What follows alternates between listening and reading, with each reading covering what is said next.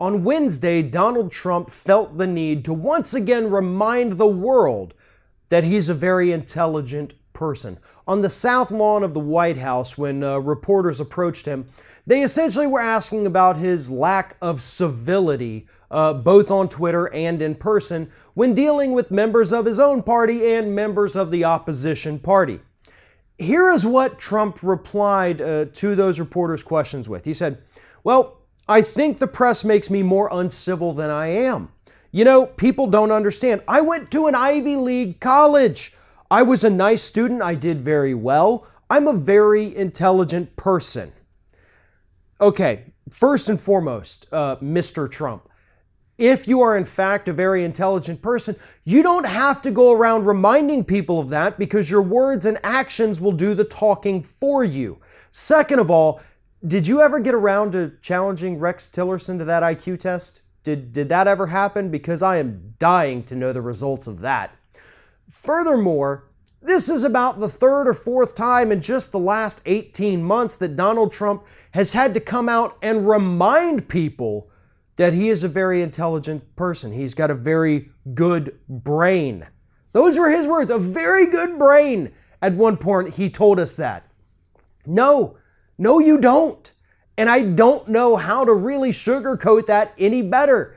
You're a very stupid person, Mr. Trump.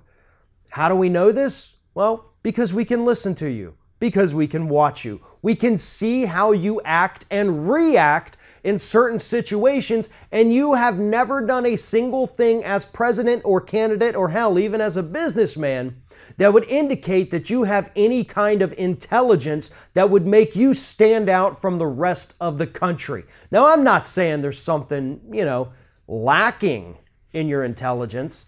I'm just saying you're probably at most very average.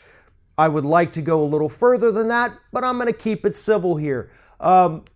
Regardless, Trump continues to insist that he is a very intelligent person. Why? Most likely because he personally feels that he is lacking in that particular mental arena, so he feels the need to constantly not necessarily reassure the public or the press, but reassure himself. That is a common psychological tactic. He repeats something so many times, not because he wants others to believe it, but because he himself wants to believe it. And I think that is actually what we're seeing here. When you look at it that way, it's actually a very sad situation for this very poor man who understands that he is not a smart person, that he is very much average in every sense of the word, yet he wants to be more. And if he really wanted to be more, he would put in the effort.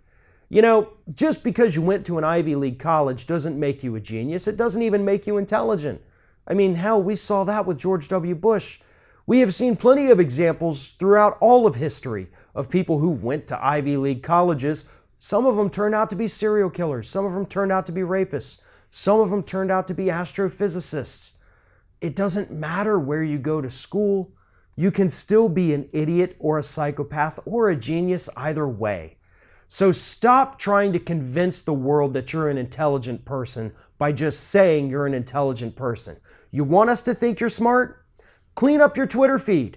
Stop attacking people on Twitter who disagree with you. And most importantly, stop acting like such a dumbass at every possible opportunity.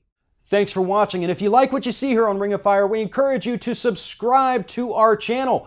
You can see the little subscribe button down there, but if you're watching it on another device where you can't see it, go to youtube.com/TheRingOfFire, hit subscribe, be notified every time we get a new video.